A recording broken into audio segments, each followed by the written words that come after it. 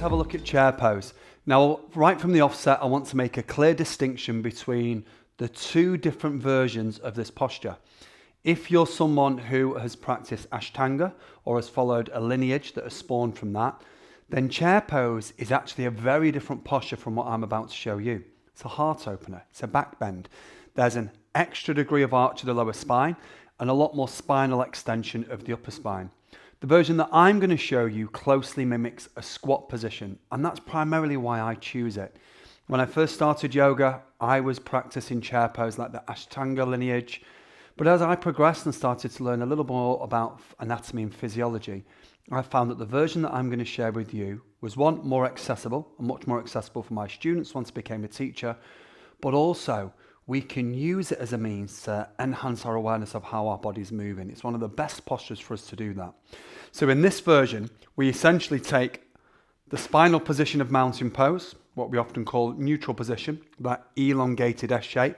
So there is curvature and arch of the lower spine. It's just not exaggerated.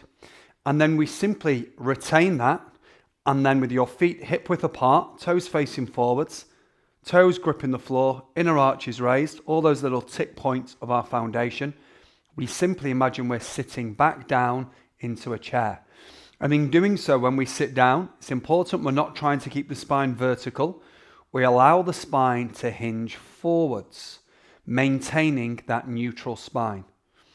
So the reason why I do this is, again, it gives us a greater sense of feedback for both myself and my students and enables me to understand what's going on with my body.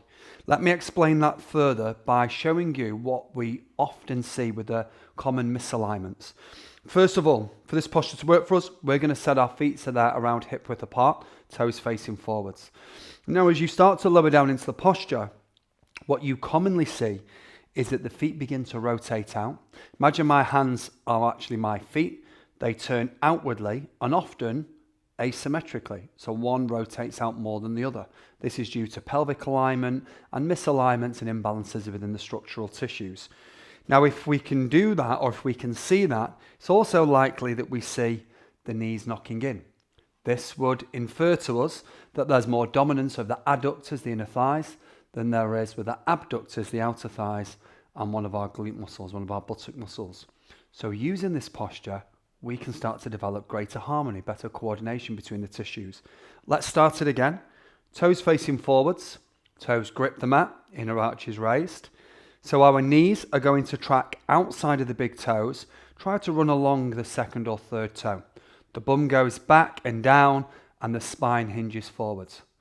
For the purpose of how we start the posture, let's have our hands, palms turned down, shoulders relaxed, and hands at shoulder height. So we're here. And again, let me show you from the side as I drop into it. Now, what we're going to see at this point is often an overarch of the lower spine, or if you come a little lower, because of the tightness of hamstrings, we see this, and we see the spine's hunch. Now, in this version of the posture, you can come as low as you want, maybe all the way down to 90 degrees. But that is dependent on the movement of the spine. Again, if the spine overly rounds, then it's best that we come up so we can adjust. If we're high and feel the spine is flaring and overly arching, the cue would be to tuck under.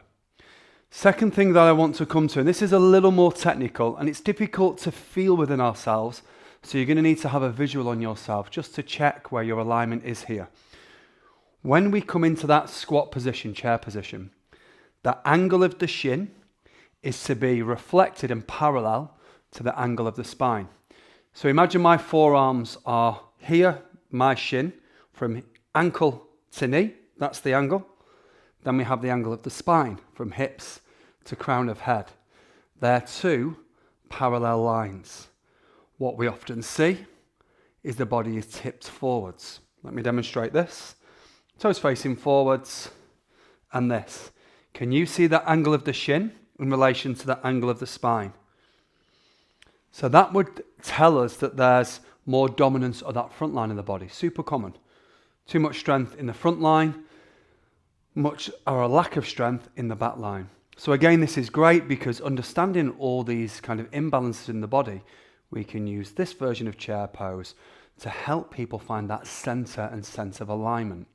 So let's come through it one more time. Toes facing forwards. We sit down into the squat position, bum goes back, spine is aligned, chin tucked in. Now to make this a little more challenging and difficult, see if you can lift your arms up so your upper arms are either side of your ears. As you do that, it's quite common that we over-flare and arch the lower spine. And we do that because of a lack of strength here. When we have a lack of strength here, our body tries to recruit the lower spine, we arch it, and some people will feel some impingement on the discs. So again, we lift the hands as high as we can without causing that flare, and we see if we can develop enough strength to keep the spine in that neutral position and our shoulders in full extension.